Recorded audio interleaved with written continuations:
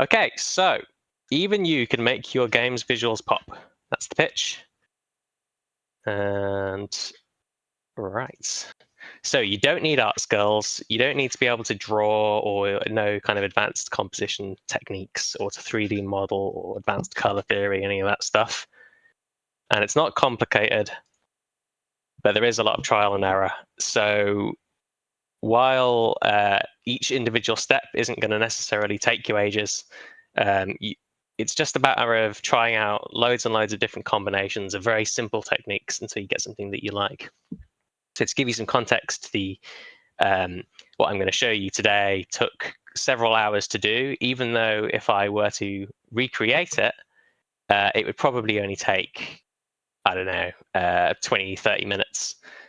But yeah, it's just a matter of throwing out all the crap that doesn't work. And in the process of making basically any visual thing, I will go through a crisis of confidence every single time. For example, I thought here, there's no way I should be delivering a talk on this. I don't have a clue what I'm doing. But you trust the process, and eventually you get to something that you quite like. So the format I'm going to use is we've got this kind of crappy programmer art sort of brief. It's going to be a full screen overlay where the player's given a sword for the first time in a game. And it's got these elements. So the first step for every visual project is going to be to find reference, which every artist will extol the virtues of. But specifically, I think you want to be looking for reference with elements that you can emulate, or at least you could learn how to emulate them very quickly. Like, it's all well and good being very inspired by, I don't know, like Dark Souls or whatever, but if you can't implement any of that into your own creative skill set, then it's not going to set you up. Also, you want to be breaking down the problems associated with your brief and using reference to kind of answer those problems. So if we go back to this design, we know we've got a sword, we've got a take button, we've got some text, and we've got a background. So I've tried to answer what I'm going to do for each of those with a different set of reference. I've decided I want some filigree in the background, so that explains the filigree. So here's what we call in writing the vomit pass, where we've just got everything that needs to exist existing, and it stops us from being terrified of this blank canvas. Make it exist, you can make it good later. Now we're going to move the title and the take button to the side so we can increase the size of the sword, and it just creates a bit more of an interesting kind of hierarchy and layout. I've also made the take button green to make it much more eye-catching, since it's the call to action, the way that the player progresses. Now this is a more subtle one. We're just doing some little adjustments to the shape of the swords to make it a little bit more appealing. So we've got some rounded corners, and I've kind of fanned the sword and handle out so that the lines aren't parallel. Like, the first design looks very rigid and stiff. It's just not very appealing. So this is just showing that with very small tweaks to the shape language, you can make it much more kind of iconic and interesting to look at. Now, writing some color. Just because it's a kind of dull metal sword, it doesn't mean you want to use gray. In fact, I would generally avoid gray because it often looks a little bit placeholder to me. We're also adding a very bright and poppy red. Now we're adding just some basic shadows. This is all just using very simple clipping masks. I can go into more detail like offline if you want to know how to do this stuff in particular, but I promise it's not that complicated. Writing some basic highlights with the same clipping mask techniques.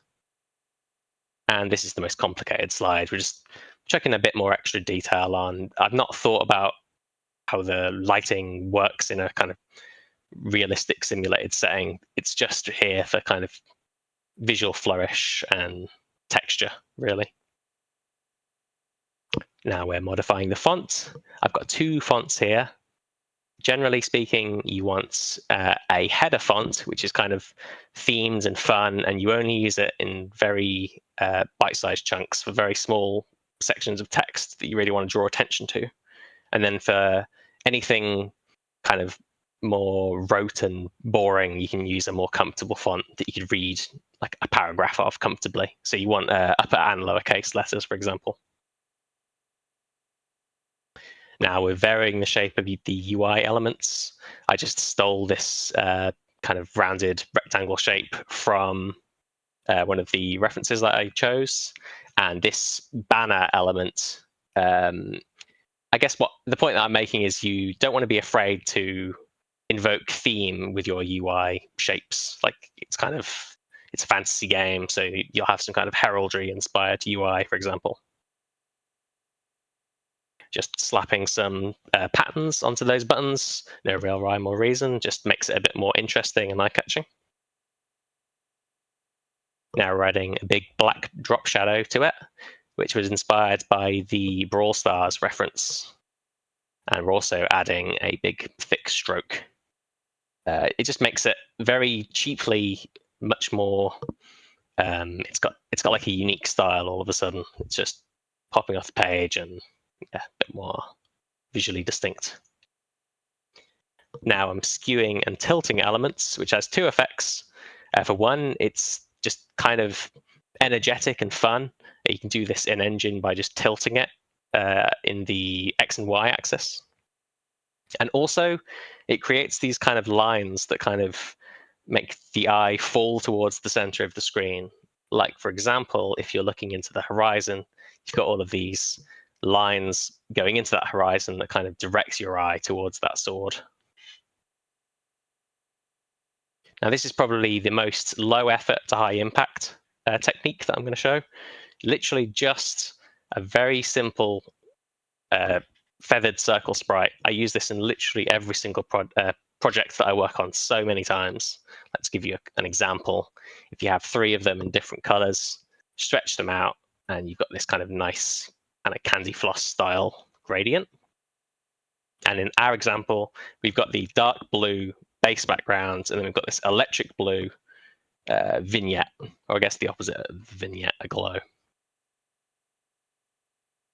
Now I'm varying the blend mode of the Iron Sword text. 2 reasons, because it was a little bit too high up in the visual hierarchy. I want to push it back a bit. And I also wanted it to inherit some of that kind of warm glow in the background to make everything feel a bit less flat. You can use blend modes in Engine through materials. Sometimes a little bit fussy, but you can do it. And the great thing about blend modes is if you're not using them, then everything is kind of, it lives and dies by how good you are at selecting colors that relate to each other. Whereas when you use blend modes, they inherit the color of the thing that they're on top of. So if it's additive, then it's that color, but bluer and lighter, and it looks a lot more vibrant a lot of the time.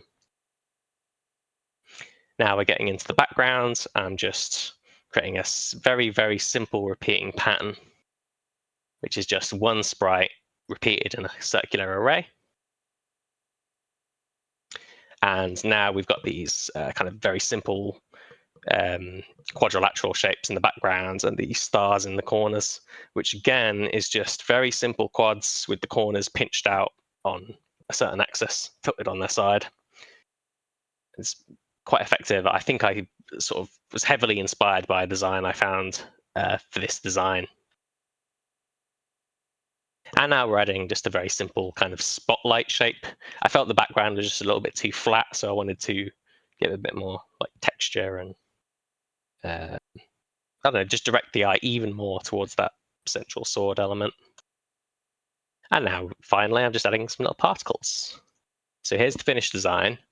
And I've gone through this very, very, very quickly, but hopefully you've got a sense that each individual step is very simple, which will hopefully inspire you to believe that you can implement a lot of these yourself. It's just a matter of trying very simple techniques over and over again for several hours until you've thrown out the crap that doesn't work, and eventually you get something quite nice. So we've gone all the way from this to this.